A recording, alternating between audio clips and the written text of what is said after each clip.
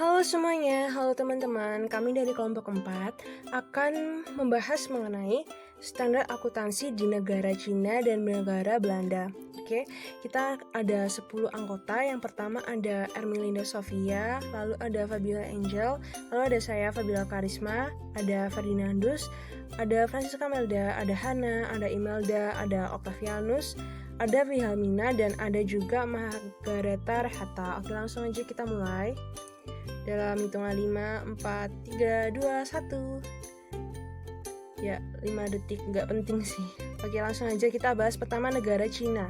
Sebelum kita bahas negara Cina, kita bakal membahas gimana sih sistem sejarah akuntansinya di negara Cina itu. Oke, yuk. Jadi yang pertama, pada awal tahun 2200 sebelum Masehi itu, dinasti Xiu pada masanya itu, akuntansi itu digunakan untuk mengukur kekayaan dan membandingkan pencapaian di kalangan bangsawan. Lalu pada tahun 1949, Cina ini menerapkan suatu perekonomian terencana yang sangat terpusat. Dan prinsip itu mencerminkan prinsip-prinsip Maxim dan pola-pola yang dianut sama negara Uni Soviet. Sehingga sistem akuntansinya seragam, jadi berisi seluruh aturan akuntansi yang mencakup semua hal yang wajib diikuti oleh perusahaan milik negara di seluruh negara Cina. Perekonomian Cina saat ini disebut juga perekonomian hibrid, di mana negara itu mengendalikan komoditas dan industri yang strategis, sementara sektor komersial dan swasta diatur oleh sistem berorientasi pasar. Nah, langsung aja kita akan bahas 3 hal ini. Yang pertama ada regulasi dan pelaksanaan akuntansi, lalu ada laporan keuangan, lalu ada pengukuran akuntansi. Yang pertama kita akan bahas mengenai regulasi dan pelaksanaan akuntansi yang akan dijelaskan oleh teman saya. Baik, terima kasih teman saya Karisma. Selanjutnya saya akan menjelaskan tentang regulasi dan pelaksanaan akuntansi. Nah teman-teman, berikut kami sudah mempunyai data beberapa regulator yang ada di Cina atau beberapa badan yang berwenang mengadakan regulasi dan pelaksanaan akuntansi di Cina. Yang pertama itu ada Kementerian Keuangan yang mengeluarkan standar akuntansi untuk perusahaan bisnis, atau dalam bahasa Inggrisnya Accounting Standard for Business Enterprises atau SBA, yang berupaya mengharmonisasikan praktik domestik dan mengharmonisasikan praktik di Cina dengan praktik di internasional. Jadi ini tugasnya untuk mengharmonisasikan antara praktik di Cina dan praktik domestik maupun di praktik di Cina maupun dengan praktik internasional. Kemudian yang kedua ada Komite Standar Akuntansi Cina atau China Accounting Standard Committee atau CISC sebagai badan berwenang di bawah Kementerian Keuangan yang bertanggung jawab untuk mengembangkan standar akuntansi. Jadi CISC ini berada di bawah Kementerian Keuangan Cina dan bertanggung jawab untuk mengembangkan standar akuntansi di China. Kemudian yang berikutnya ada Komisi Pengatur Pasar Modal Cina atau China Securities Regulatory Commission atau CRRC, yaitu mengatur 2 bursa efek di Cina.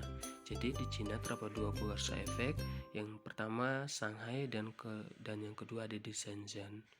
Kemudian yang badan regulator yang keempat itu adalah Asosiasi Auditor Publik Bersertifikat di Cina atau dalam bahasa Inggrisnya China's Association of Certifies Public Auditor atau CACPA, bertanggung jawab atas audit perusahaan milik negara. Nah, seperti itu teman-teman regulasi dan pelaksanaan akuntansi di Cina.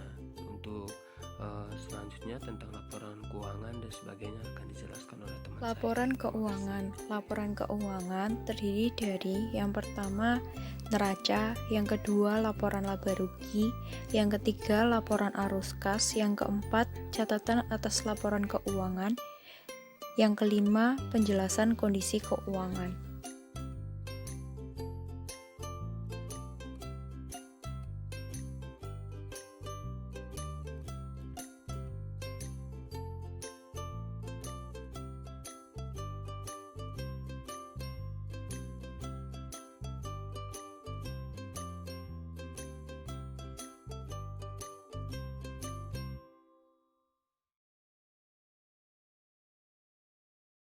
Pengukuran akuntansi.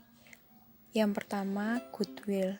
Pengukuran akuntansi yang selanjutnya yaitu penyusutan. Dicatat menggunakan metode penyusutan itu sendiri.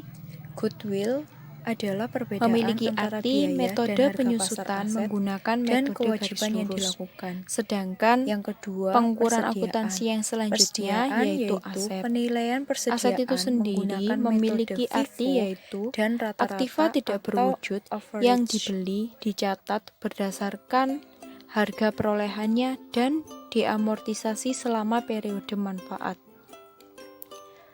Aktiva direvaluasi apabila terjadi perubahan kepemilikan seperti saat sebuah perusahaan.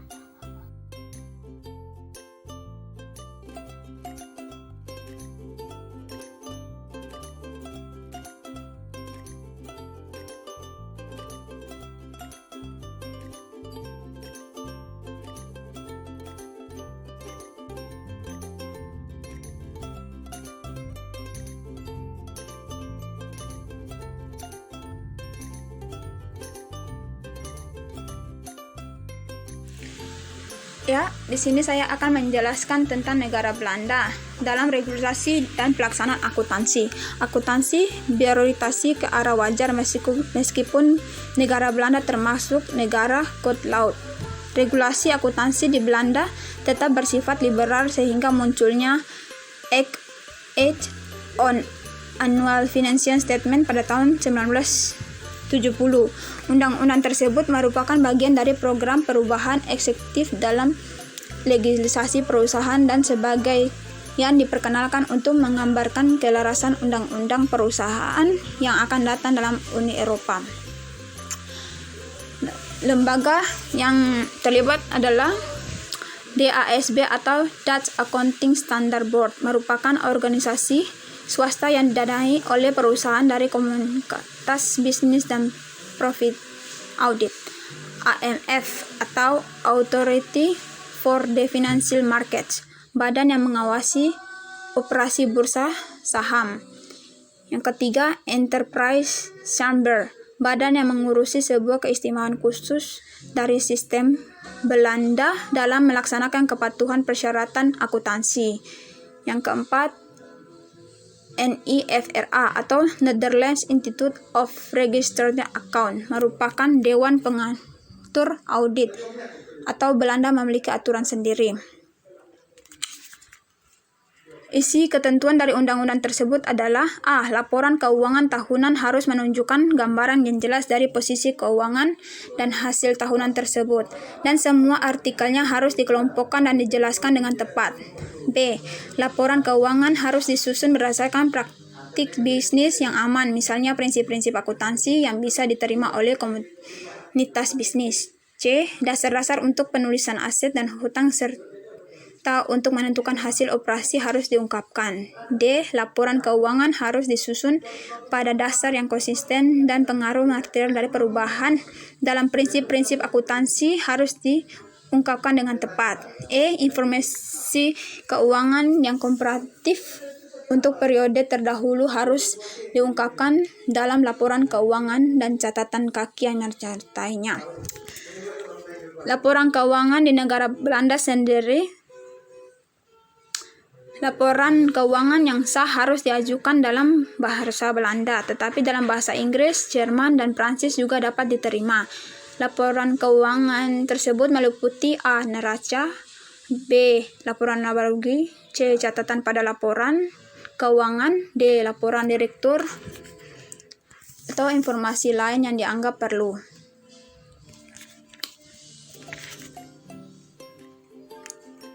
Pengukuran akuntansi. Di negara Belanda sendiri, goodwill dari perbedaan biaya kuisisi dengan nilai wajar aset dan kewajiban yang diperoleh dari kapasitas dan diamortisasi maksimal dalam 20 tahun. Aset. Semua aset tidak wujud memiliki usia terbatas yaitu 20 tahun saja. Cara perhitungan persediaan metode FIFO dan weighted average adalah metode yang paling banyak dipakai dalam menentukan cost